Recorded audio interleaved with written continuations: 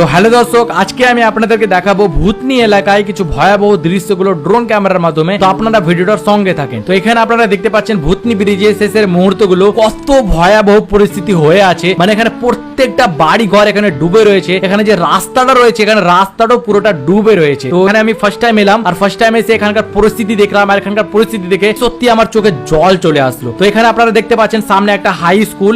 এই হাই স্কুলে অনেকে এখন বসবাস করছে, মানে যাদের বাড়িটা পুরোটাই ডুবে গেছে তারা এই হাই স্কুলে এসে বসবাস করছে। আর এই হাই স্কুলের ভিতরে পুরো জল লেগে রয়েছে। তারপর এখানে যারা বসবাস করছে, এরকম পরিস্থিতিতে যারা এখন বসবাস করছে, তাদেরকে এখানে আমি জিজ্ঞাসা করলাম যে আপনাদের অসুবিধাগুলো কি কি হচ্ছে। তো এখানে আমাকে বললো তাদের অসুবিধাগুলো কি কি ধরনের অসুবিধাগুলো হচ্ছে এখানে। তো এখানে প্রায় 20 দিন ধরে ইলেকট্রিক নাই। আর যে সময় ইলেকট্রিক ছিল সে সময় এখানে দুইজনের মৃত্যু হয়ে গেছে। একজন সাপ কামড়ে মারা গেছে, আর একজন কারেন্ট লেগে মারা গেছে। তারপর এখানে এরা খাওয়া দাওয়াও ঠিকভাবে পাচ্ছে না, মানে প্রত্যেকদিন চিড়ে ভাজা, পাউরুটি আর মুড়ি এসব খেয়ে চলাচল করছে, বসবাস করছে, মানে ভাতটাও ঠিকভাবে খেতে পায় না। তো দর্শক, আপনারা বুঝতে পারছেন কত কষ্টের দিনগুলো এখানে এরা কাটাচ্ছে। তারপর এখানে মেডিসিনের কোনো রকমের ব্যবস্থা নাই। কাউকে হঠাৎ কাউকে কিছু হয়ে যায় তাহলে এখানে কোনো রকমের মেডিসিনের ব্যবস্থা নাই। তো এটাও একটা বিশাল মানে অসুবিধা এদের। আর এখানে এরা প্রত্যেক দিনই ভয়ে ভয়ে ঘুমায়, যেহেতু এখানে একজনের অলরেডি মৃত্যু হয়ে গেছে সাপ কামড়ে, এজন্য এরা এখানে প্রত্যেক দিনই ভয়ে ভয়ে রাত্রেবেলা ঘুমায়। তো দর্শক, আপনারা বুঝতে পারছেন এখানকার পরিস্থিতিটা কত ভয়াবহ পরিস্থিতি। তো দর্শক, আপনাদের সবাইকে আমার হাত জোড় করে একটা অনুরোধ যে আপনারা এদের পাশে একটু হাত বাড়ান, এদের সহযোগিতা করার চেষ্টা করুন। আপনাদের পক্ষে যতটা সম্ভব ততটা আপনারা চেষ্টা করুন, কারণ এখানে এরা প্রত্যেক দিন কষ্টের দিনগুলো এখানে কাটিয়ে যাচ্ছে, ভয়াবহ পরিস্থিতির সঙ্গে লড়ে যাচ্ছে। এখানে আপনারা দেখতে পাচ্ছেন কত